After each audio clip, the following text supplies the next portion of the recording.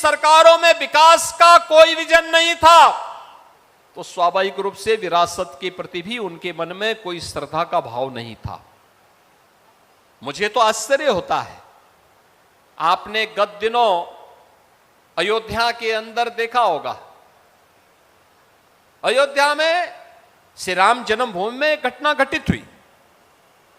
Trust ने बड़ी विनम्रता के साथ उत्तर प्रदेश सरकार को लिखा कि ट्रस्ट में ऐसी घटना घटित हुई है, समाचार पत्रों में मीडिया के माध्यम से कुछ चीजें, कतिपय चीजें सामने आ रही हैं।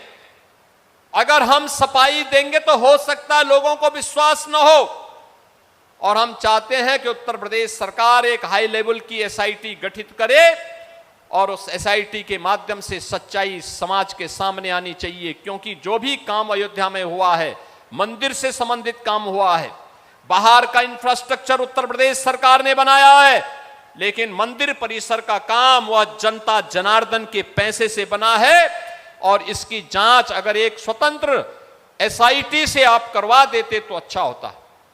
हमने तत्काल एक एसआईटी गठित की। बहनों और भाइयों, एसआईटी जब तक गठित नहीं हो रही थी तब तक समाजवादी पार्टी, कांग्रेस और अन्य सेकुलर दल कहते थे कि एसआईटी गठित होनी चाहिए। हमने गठित कर दी, फिर उन्होंने दूसरी डिमांड करनी शुरू कर दी, और उसके बाद पिछले 1 महीने से हम सबके पावन धाम अयोध्या को बदनाम करने के लिए समाजवादी पार्टी और कांग्रेस ने कैसे मुहिम चला रखी है, कैसे मुहिम चला रखी है। एसआईटी की प्रारंभिक रिपोर्ट आई, ट्रस्ट ने उस पर कार्रवाई करवाई, लेकिन कैसे एक एक को टारगेट किया जा रहा है, कैसे अयोध्या को टारगेट किया जा रहा है, कैसे राम जन्मभूमि को बदनाम किया जा रहा है, कैसे आस्था पर प्रहार करने का कार्य एक कांग्रेस, समाजवादी पार्टी और एक कथित सेकुलर दलों के द्वारा देश के अंदर एक नेगेटिव वातावरण बनाने का कुत्सित प्रयास हो रहा है। समाजवादी पार्टी के लोग कहते हैं कि अयोध्या में जो घटना घटित हुई, आस्था आहत हुई। अरे आस्था तो उसकी आहत हुई होगी जिसके मन में आस्था सचमुच थी। तुम कब से राम भक्त हो गए?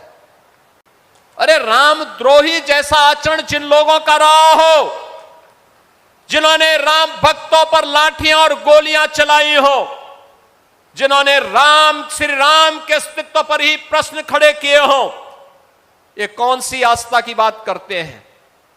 बाबरी ढांचा, गुलामी का ढांचा, बाबरी जैसा ढांचा जब हट रहा था, जो लोग उस समय बाबरी ढांचे के लिए घड़ियाली आंसू बहा रहे थे, और जो मंदिरों के विकास में लगने वाले पैसे को कब्रिस्तान की बाउंड्री वाल में खर्च करते थे, वे आज हमें आस्था के बारे में सिखाते हैं। वे आज आस्था के बारे में बता रहे हैं।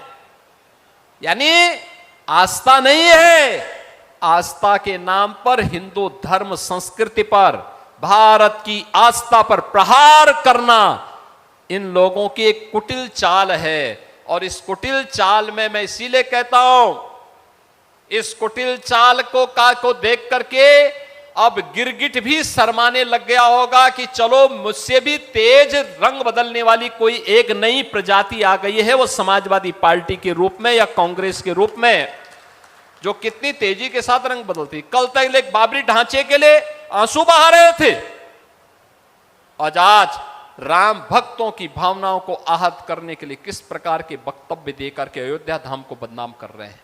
इनकी पीड़ा मंदिर के चढ़ावे के चोरी से संबंधित नहीं है, इनकी पीड़ा तो इस बात को लेकर के है, राम भक्तों ने अपने प्रभु को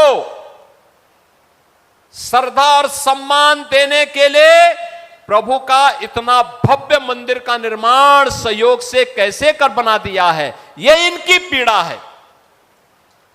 ये लोग कितनी एक्सरसाइज कर लिए हैं, पिछले 6 वर्ष में बाबरी ढांचा का नामो निशान नहीं, बना भी नहीं पा रहे हैं, कहीं नहीं बना पा रहे हैं,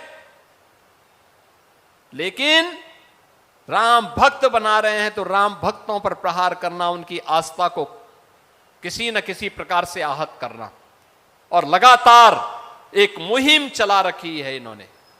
देश को बदनाम किया जा रहा है, प्रदेश को बदनाम किया जा रहा है, अयोध्या धाम को बदनाम किया जा रहा है। बहन और भाइयों, इनसे पूछना चाहिए, एसआईटी की रिपोर्ट पर श्री राम जन्मभूमि तीर्थ क्षेत्र न्यास के द्वारा लगातार कार्रवाई की जा रही है, लेकिन मैं पूछना चाहता हूं, बहन और भाइयों, मैं पूछना चाहता हूं,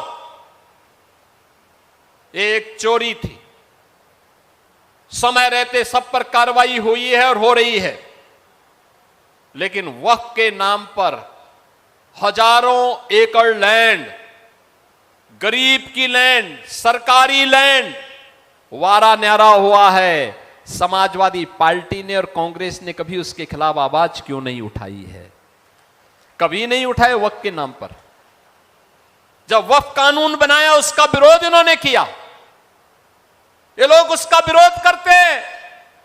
यानी अगर किसी चीज को रेगुलाइज करने का कार्य होता है कि नहीं भाई, आपको हिसाब देना होगा, नियम के अनुसार बताना पड़ेगा, तो उसका विरोध इन्होंने नागरिकता कानून का विरोध किया।